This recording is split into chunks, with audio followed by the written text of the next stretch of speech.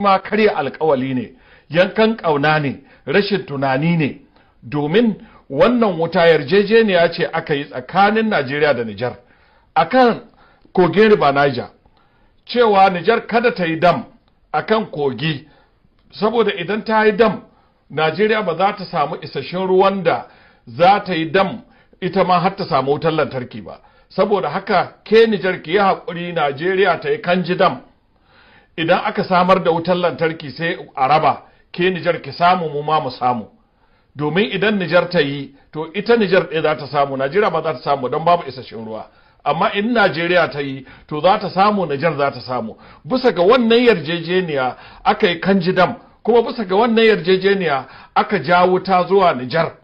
To yau ka zo ka ce wai saboda ɗai Niger tsakaninsu can wasu sojojin Niger sun tumɓuke gwamnatin Niger, kai kuma sayeni na iya bauta sai ka ɗau duman magaji da nishi ka ce Niger kai za ka ƙwato mata yanci, ba 'yan Niger za su ƙwatan makansu yanci ba, kuma da za ka ƙwata musu yanci bindiga za ka ɗauka da ba mai ka ka yaƙe su.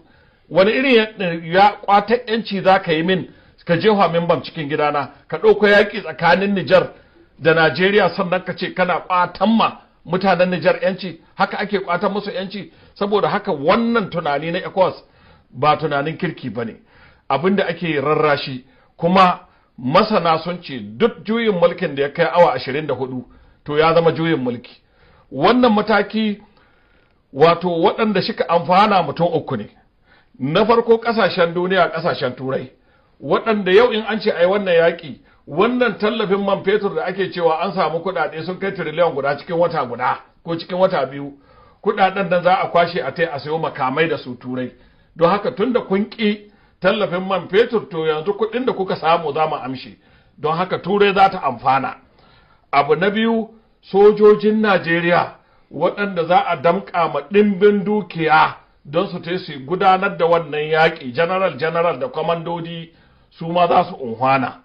Mutum na uku shine Tinubu, saboda Tinubu yana ganin juyin mulkin nan da ake yi na ƙasashen Afirka tare da shi da sauran shugabannin ƙasashen da ba a yi juyin mulki ba, cikinsu ya ɗuri ruwa, suna ganin cewa idan suka bari aka ci gaba da juyin mulkin sojoji to su ma ba su san inda dare zai musu ba.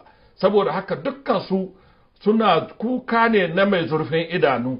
So wannan matakai da aka son a ɗauka na farma Nijar da yaƙi, waɗanda ɓangarori uku ɗai za su amfana, ba za su amfani talakawan Najeriya ba, don za a jefa kasuwanci tsakanin Najeriya da Nijar, wanda shine rayuwar wasu mutane da ke kan iyaka 'yan Najeriya da 'yan Nijar, za a jefa cikin masifa.